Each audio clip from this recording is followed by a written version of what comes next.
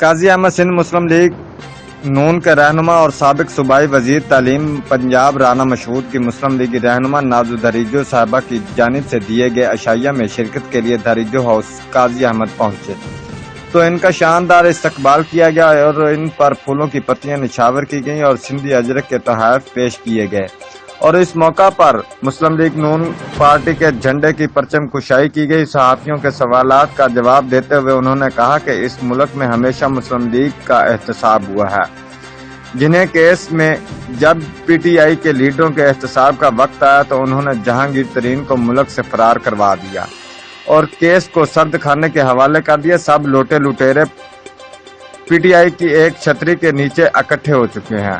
اس ملک میں جب تک ان لوٹوں لٹیروں کا احتساب نہیں ہوگا ملک ترقی نہیں کرے گا۔ ہم نے ہمیشہ سندھ کے لوگوں اور سندھ کی ترقی کی بات کی ہے۔ پی ٹی آئی نے ہمیشہ یو ٹرن لے کر عوام کو لوٹا ہے، جس طرح تیل پر یو ٹرن لے کر عوام سے روٹی کا نوالہ تک چھین لیا۔ اس موقع پر ضلعی صدر جے ایم شاہ سلیم شیخ رب نواز ملا، عبداللطیف سرویا، سمیع اللہ ارائیں، علی خان و دیگر ان کے ہمراہ تھے۔